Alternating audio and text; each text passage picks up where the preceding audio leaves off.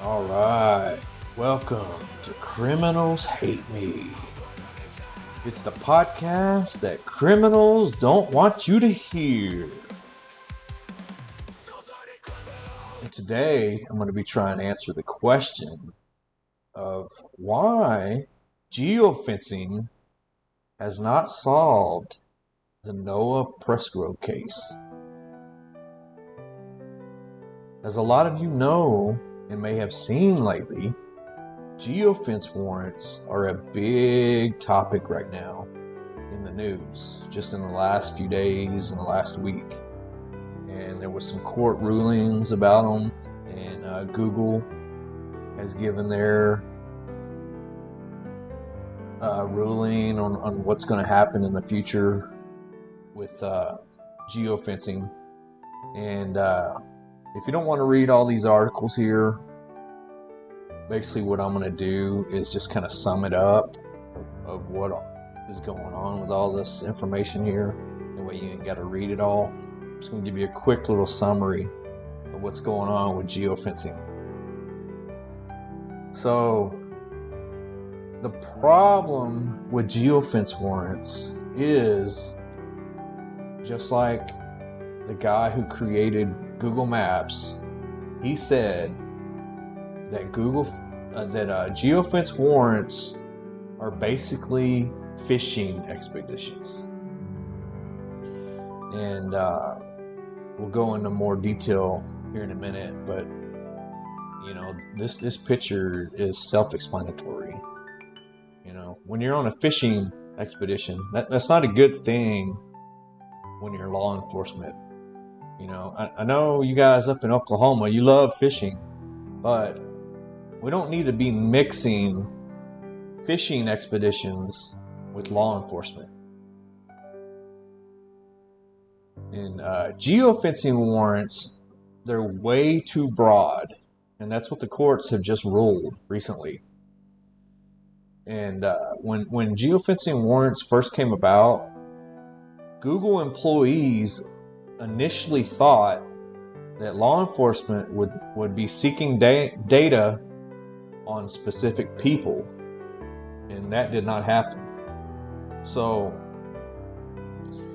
you know, when you have a crime that's going on, you usually have a time and a place and a suspect. But in a lot of these cases, Google has found that a lot of the geofence warrants that have been submitted to them, they don't have those situations going on. It's just like a fishing expedition, just like I just said in a previous slide. And so the main issues with geofence warrants are they allow law enforcement to search through vast amounts of location data from millions of users without identifying specific suspects. Geofence warrants permit searches of large amounts of private information without probable cause or specific suspects.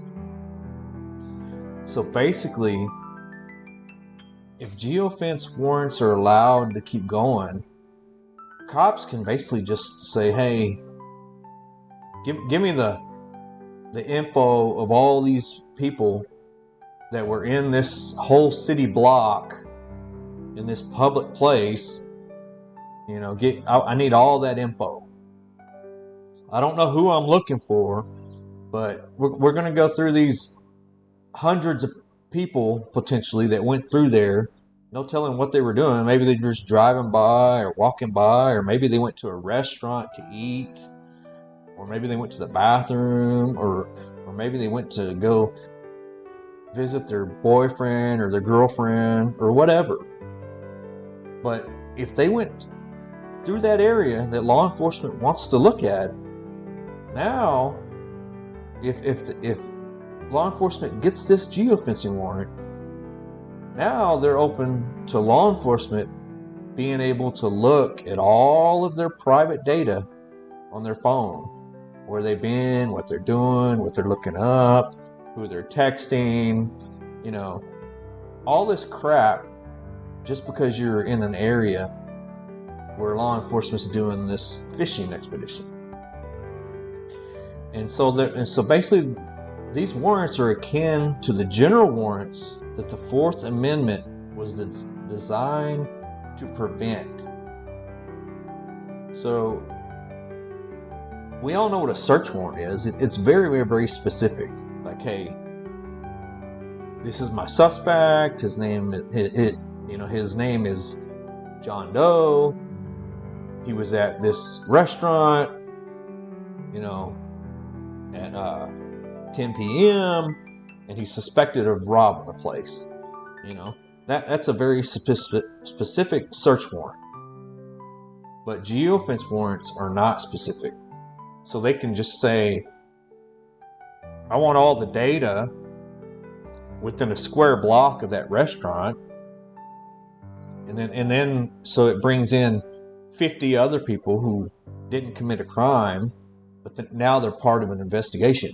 And so that's why geofence warrants are having all these problems lately, and they're being ruled unconstitutional. Okay? So I came across this when I was doing some research, and my main thought is that this Noah Presgrove case should be solved if there actually were 2 phones that were tracked via geofencing. And what I mean by this is this right here. I highlighted this part of the article that I found. And I think this article came out in around May. And so it wasn't too long ago. But per this article, it says, the Oklahoma Highway Patrol secured a geofence warrant encompassing a 1.5 mile radius around the party house's location. Their investigation uncovered unsettling evidence around the estimated time of Noah's death. 2 mobile devices were tracked departing from the house to the site where his body was discovered. After a short duration, these devices returned to the house. So the question is, does OHP really have this information, or is it just BS? And the thing is it makes you wonder if they have 2 phones, 2 people that left that party house and went, they were at the exact location of where Noah's body was found, and then they went back to the house. Common sense would tell you that these were probably the 2 people involved in, either doing harm to him or at least putting his body there at that location. So how come they haven't been arrested? And what I really think is that I don't think that they really have that information. And I think it's due to geofencing warrants being too broad, and I just don't think that they have it, because there would have been an arrest. And so let's look at what that means here. It means that it would have been a 1.5 mile radius of the party house. I got the party house here in red, and the X up there is about where Noah's body was found. So you can see a 1.5 mile radius per this article that we looked at. It says OHP secured that warrant. That's everything you see in this circle. I mean, that goes all the way down to the northern part of Terral. So they would have had people,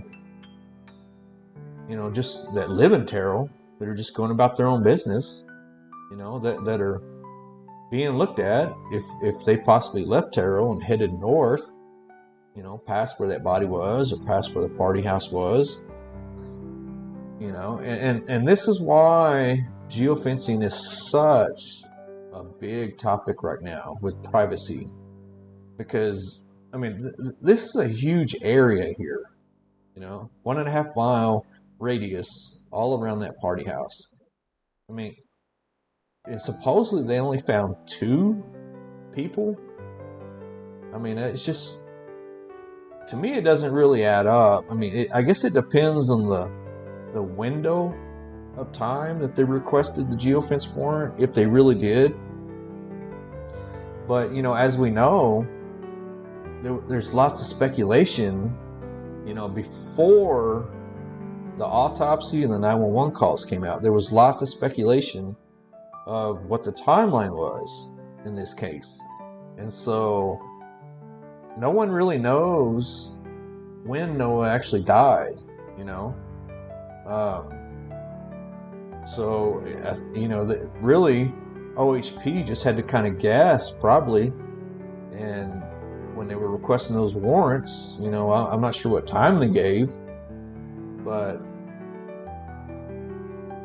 that may be the whole problem of why this case isn't solved, is because they didn't have accurate information of, when the body was either placed there, or when he got hit, or whatever, So it just makes me wonder if they really do have 2 cell phones that pinged, that left the party house and went up there and pinged and returned to the house, because it just really seems like someone should be arrested if they do. And which leads me to the end of this video, which is, there are rumors that law enforcement is requesting a new geofence warrant based on KP's timeline. We all know who KP is. I won't say his full name, but we're all well aware that he's given a much different timeline of things that have happened than some of the other people that were at the party. And based on his timeline, this is just a rumor, OHP and law enforcement, they're trying to get a new geofencing warrant based on that timeline. So that tells me a few things. It tells me that if it's based on his timeline, which is different, which would be a different time window, that makes me think they really don't have suspects. They don't have 2 phone pings. Or maybe the phone pings that they, if it's real, maybe the phone pings they have, they've been cleared because they explain why they were there.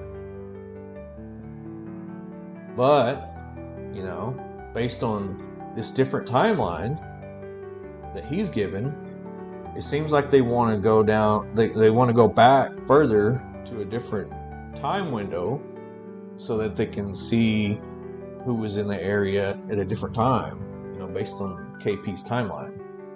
And maybe that is what's going to solve the case, if they could actually get it. But sad to say, guys, with all of the geofencing problems going on right now, with it being in the news, and with Google basically telling law enforcement, hey, we're not going to comply with geofence warrants anymore because it's unconstitutional and it's just a big fishing expedition, and you're invading everybody's privacy because you're bringing in people into this that aren't criminals, and they don't want their lives, their personal lives invaded.